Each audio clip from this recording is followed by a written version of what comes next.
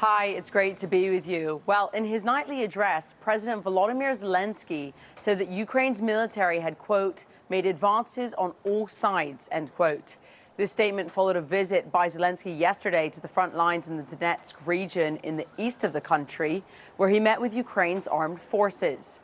Ukraine's counteroffensive, which began 3 weeks ago, is by many accounts off to a slow start, but it's still early stages. Ukraine's military is facing a number of challenges, including extensive minefields and Russia's heavily fortified defensive lines. President Zelensky has emphasized that, quote, some people believe this is a Hollywood movie and expect results now, but it's not, end quote. Ukrainian officials have urged patience and insist that the main push of the counteroffensive is still ahead. Separately, adding to some of the news surrounding Russia's armed mutiny last weekend, reports have emerged that Ukraine's allies informed Ukrainian officials not to interfere in the rebellion as it played out in Russia. Apparently, Ukraine was advised against carrying out strikes within Russia at that time. Therefore, Ukraine's military decided to seize the moment and make a push along the front lines, hoping to gain some momentum, although the Wagner rebellion was short-lived. As Western allies have wanted to avoid being blamed or dragged into the narrative, saying that they were behind the Wagner mutiny or had orchestrated it in any way.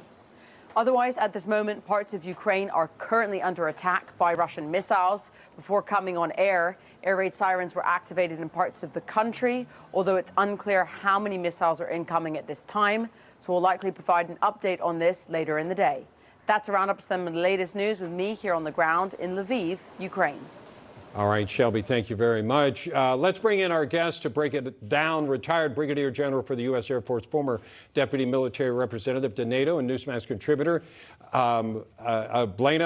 General Blaine Holt, and also former CIA operative Mike Baker. General, give me your take on where we stand right now. You always have great insight, and we've seen the mainstream media, we've seen a lot. What are people not talking about or focusing on that you think they should be paying attention to? So what we should be paying attention to, it's good to be with everybody here, is this is not the only problem in the world right now. In fact, it's not the only problem in Europe. We certainly have to focus on what the outcomes of this attempted coup are, if that's exactly what it was. We certainly have to look at how does this leave Putin weakened, but we can't let our eyes drift away from really big threats here, which is the Zaporizhzhia nuclear power plant. We need to know the disposition of the cooling water. Where's the tactical nukes and what's going on with them? And then don't let your vision drift too far asunder from Serbia, which has now got columns of tanks and personnel carriers on the border with Kosovo in what could be a reignited crisis. And so the Belarusian president, Lukashenko, has confirmed Prigozhin's arrival. It does not seem very clear to me that Wagner will remain in existence or in its present form, although they may put some of those people in exile to use locally in Belarus. Mike Baker, I wanted to ask you this question since you are a former CIA operative. We don't normally get those, right? You know, there was a Washington Post article that said that leaked intelligence obtained by the Washington Post earlier this year show Wagner building a veritable empire in Africa, and that supposedly they also knew several weeks ago about this possible coup and uprising. How rare are these type of leaks from the CIA? It's just incredible to me that this would be happening. Yeah, I wouldn't read too much into it.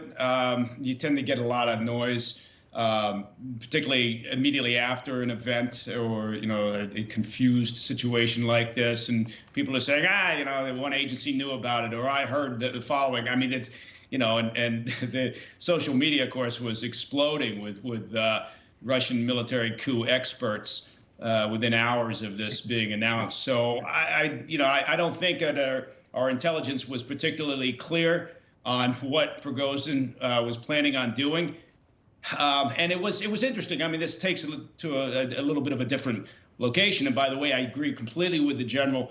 We tend to get attention deficit disorder in this country. We seem to almost like we can't multitask, and if we can't focus on the myriad of issues, not just within Europe, but also our dealings with China and elsewhere, we've got a real problem on our hands. We can't get blinders on with this. But yeah, anyway, I was surprised at sort of the social media reaction to the the pseudo mutiny coup, whatever you want to call it, where there seemed to be an oddly large number of people cheering on Prigozhin as if somehow, look, Putin's a complete thug. He's got a lot of blood on his hands. He's completely responsible for this Ukraine tragedy. But at the same time, Prigozhin is a nightmare, right? And yeah, so, high-fiving, you know, it was just people were taking sides here, and it was a very bizarre moment in time. Yeah, that's what you need. You need him in charge of the nukes. But let me ask you this, General. Here's something that's floated out there. Prigozhin is part of a false flag effort. That they made it look like he's heading to Moscow. Moscow says, oh, no, you can't come get us. We're going to send you over to Belarus, over, by the way, where they have some nuclear weapons from I want to say the Soviets, from the Russians. So then they're going over there to set up an attack from the north. Of course, there are swampland. It wouldn't be the easiest thing to put the tanks into that in the northern part of the country. But what's your response to the false flag argument? Yeah, again, there's just not enough variables to put into the equation. But let me get you to the same outcome just a little bit more plausibly. Suppose Prigozhin says, hey, look, I'm going to go on this coup and I'm going to have all these people with me. And then suddenly the band doesn't show up and he doesn't get all the support that he wants. He folds. What does Putin do? Is it logical that Putin would say, well, wait a minute, how can we make this work for us, and start to play chess in a different way?